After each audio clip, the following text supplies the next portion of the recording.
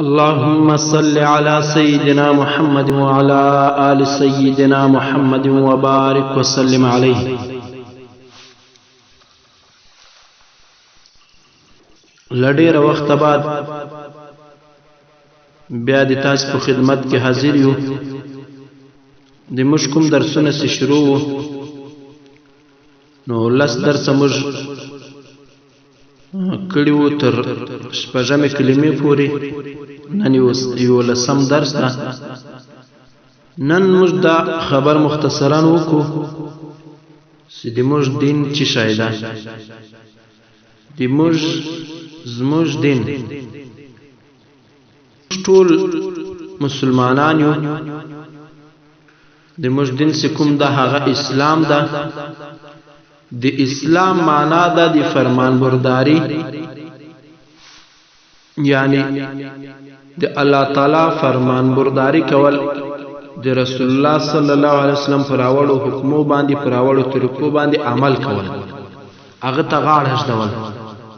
اسلام مجتدا خبر راشي چې الله تعالی یو ده او حضرت محمد مصطفی صلی الله تعالی علیه وسلم دی الله تعالی آخری رسول ده او دی هغه بنده ده.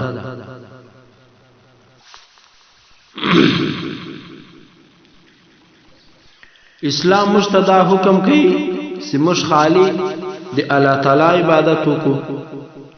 اسلام مجتدا حکم کوي چې موږ د الله تعالی هر حکم پر کو او موږ د خپل محبوب خوش پیغمبر حضرت محمد صلی الله علیه وسلم په طریقو باندې عمل وکړو. اسلام مجتدا حکم کوي چې موږ همیشه ښه کارونه وکړو، له بدو کارو ځان وساتو، همیشه رښتیا ووایو، د هر چا سره نیکي وکړو، نیک اخلاق وکړو، ښه سلوک ورسره وکړو، د خپل مور پلار استاد خور ورور دوست د دغه د هر چا عزت وکړو او د هر چا سره مینه محبت وکړو، هغه خوشاله وساتو، ناراضه نه کو. د شریعت په چوکاټ کې دننه دیغو سره همدردی وکړو، خوش اخلاقی وکړو. اسلام مجتدا حکم کوي چې موږ بل مسلمان ته دوکه نه ورکو او د بل چا مال شی بغیر له اجازه نه راخلو. د اسلام ډیر حکمونه دي، ډیر تفصیلونه دي، خو لړ مدا څو خبره د دې لپاره ذکر کړی چې موږ ته کم از کم دومره درک ولګیږي چې د موږ دین څه شی ده او هغه څه حکمونه موږ ته کوي.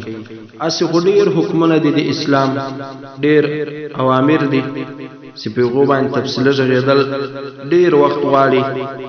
دلته لنډ باید موږ دغه څو خبرې چې موږ بیان کړې دا د خپل دین متعلق زده کړو.